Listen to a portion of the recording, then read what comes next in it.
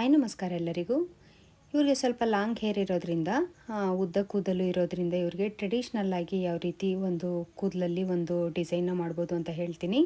ತುಂಬ ಅಂದರೆ ತುಂಬಾ ಸಿಂಪಲ್ಲು. ಒಂದು 2 ರಿಂದ 3 ನಿಮಿಷದಲ್ಲಿ ಈ ಜಡೆನ ನೀವೇ ಕೂಡ ಹಾಕ್ಕೋಬೋದು. ಅಷ್ಟು ತುಂಬ ಸಿಂಪಲ್ ಆಗಿರುತ್ತೆ. ಏನಿಲ್ಲ, ನಾವು ಬೈತಲೆನ ತೆಗಿಬೇಕಾಗತ್ತೆ. ಬೈತಲೆ ತಕ್ಕೊಂಡು ಈ ರೀತಿಯಾಗಿ ಸ್ವಲ್ಪ ಕೂದಲನ್ನ ತಗೊಂಡು ಈ ರೀತಿಯಾಗಿ ಪಿನ್ನ ಹಾಕ್ಕೋಬೇಕಾಗತ್ತೆ. ನಿಮ್ಮ ಹತ್ರ ಸುಜಾತ ಪಿನ್ ಇದ್ದರೆ ಅದನ್ನೇ ಹಾಕ್ಕೊಳ್ಳಿ. ಇಲ್ಲಾಂದರೆ ತುಂಬ ಚುಚ್ಚುವಂಥ ಪಿನ್ಗಳನ್ನೆಲ್ಲ ಹಾಕ್ಕೊಂಡ್ರೆ ಜಡೆಗೆ ಹಿಂಸೆ ಆಗುತ್ತೆ. ನೋಡಿಕೊಂಡು ಹಾಕ್ಕೊಳ್ಳಿ. ಈ ರೀತಿಯಾಗಿ ಎರಡೂ ಸೈಡಲ್ಲಿ ಕೂಡ ಹಾಕ್ಕೋಬೇಕು. ತುಂಬಾ ಚೆನ್ನಾಗಿರುವಂಥ ಲುಕ್ಕು ಕೊಡುತ್ತೆ ಇದು. ನೀವು ಬೈತಲೆ ಕೂಡ ಹಾಕ್ಕೋಬೋದು. ಈ ರೀತಿಯಾಗಿ ಹಾಕ್ಕೊಂಡಾಗ ನಿಮಗೆ ಬೈತಲೆ ಹಾಕ್ಕೊಂಡ್ರೂ ತುಂಬ ಲುಕ್ ಇರುತ್ತೆ. ಹಾಗೆ ಇದರಲ್ಲಿ ಬನ್ ಹಾಕಿ ಯಾವ ರೀತಿ ಮಾಡೋದು, ಹೇರ್ ಸ್ಟೈಲ್ನ ಮಾಡೋದು ಅಂತ ಕೂಡ ಹೇಳ್ತೀನಿ. ಈಗ ಫಸ್ಟು ಇದೆಲ್ಲ ಆದಮೇಲೆ ಇಲ್ಲಿ ಒಂದು ರಿಬ್ಬನ್ನ ಹಾಕ್ಕೋಬೇಕಾಗತ್ತೆ.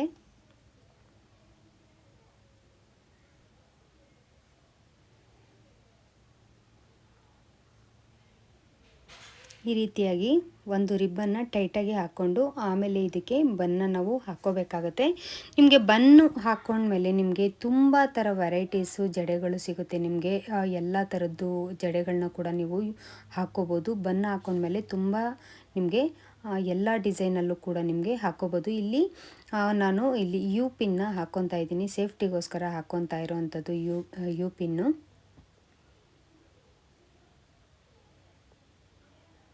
ಹಾಗೆ ಇಲ್ಲಿ ಮಧ್ಯಭಾಗದಲ್ಲಿ ಏನಿದೆ ಕೂದಲನ್ನ ಸ್ವಲ್ಪ ನೀಟಾಗಿ ಇದು ಮಾಡಿಕೊಂಡು ಬಾಚಿಕೊಂಡು ಈ ರೀತಿಯಾಗಿ ಮೇಲ್ಗಡೆ ಸ್ವಲ್ಪ ಫೋಲ್ಡ್ ಮಾಡ್ಕೋಬೇಕು. ಹಾಗೆ ಕೆಳಗಡೆ ಸ್ವಲ್ಪ ಫೋಲ್ಡ್ ಮಾಡ್ಕೊಂಡಾಗ ನಮಗೆ ನೀಟಾಗಿ ಅದು ಕೂತ್ಕೊಳ್ಳುತ್ತೆ.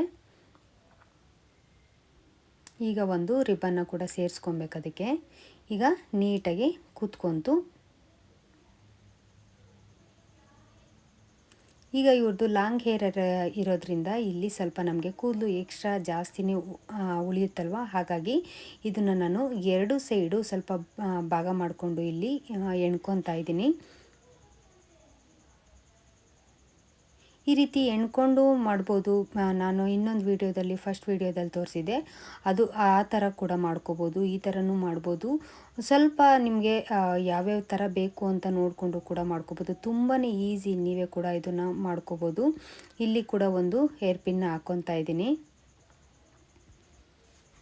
ತುಂಬ ಒಳ್ಳೆ ಲುಕ್ ಕೊಡುತ್ತೆ ಅಂತಲೇ ಹೇಳ್ಬೋದು. ಇದು ತುಂಬ ಸೂಪರಾಗಿ ಕಾಣ್ತಾ ಇರುತ್ತೆ ಸ್ಯಾರೀಸ್ಗೆ, ನಿಮಗೆ ಮದುವೆಗೆ ಎಲ್ಲ ಫಂಕ್ಷನ್ಸ್ಗಳಿಗೆಲ್ಲ ಹೋದಾಗ ಇದು ತುಂಬ ಒಳ್ಳೆ ಲುಕ್ ಕೊಡುತ್ತೆ. ಈ 2 ಭಾಗ ಮಾಡ್ಕೊಂಡಿರ್ತೀವಲ್ಲ, ಅದರಲ್ಲಿ ಒಂದು ಭಾಗನ ನಾವು ಸುತ್ತಿದಾಯಿತು. ಇವಾಗ ಇನ್ನೊಂದು ಭಾಗ ಕೂಡ ನಾವಿಲ್ಲಿ ಸುತ್ಕೋಬೇಕಾಗತ್ತೆ. ನಿಮಗೆ ಸೈಡಿಂದ ನೋಡಿದಾಗ ಒಳ್ಳೆ ಲುಕ್ಕು ಕೊಡ್ತಾ ಇರುತ್ತೆ. ಇದು ಸೀರೆಗಂತೂ ಒಳ್ಳೆ ಚೆನ್ನಾಗೇ ಕಾಣಿಸ್ತಾ ಇರುತ್ತೆ. ನೋಡಿದ್ರಲ್ಲ, ಇವಾಗ ಇದು ಪೂರ್ತಿಯಾಗಿ ಫಿಟ್ ಆಯಿತು. ಯಾವ ರೀತಿ ಕಾಣಿಸ್ತಾ ಇದೆ ಅಂತ.